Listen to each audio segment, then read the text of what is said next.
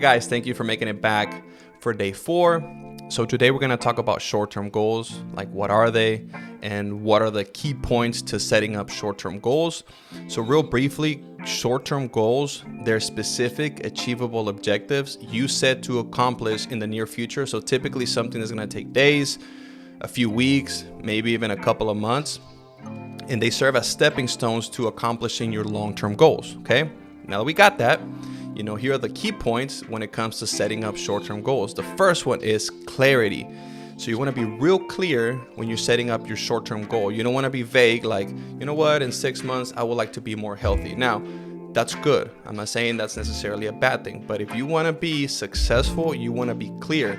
So instead of saying, I want to be more healthy, maybe you should say something along the lines like, hey, in the next 6 months, I would like to lose 10 pounds. That way you're giving yourself an objective to accomplish, and then you can set up a series of plans to get there. Okay. And the second one is being realistic.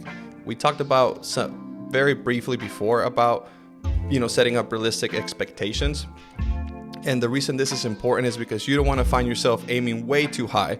You don't want to say like, hey, in the next 6 months I want to lose 100 pounds. Like, chill out, bro. Like, that's a little too crazy. You want to be able to set yourself up just at the right point, not aiming low, but not aiming too high to where you can't accomplish the goal that you're setting out to do.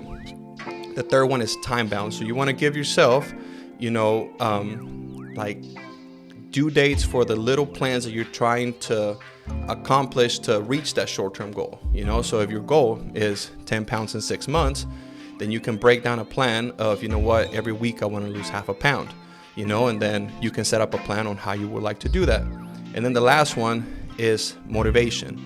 So the reason why all them other 3 are important is so that every time you hit these small milestones, they're going to be able to keep you motivated to accomplishing your long-term goal and even your short-term goal. So this is very important as you're setting up yourself for your long-term goals.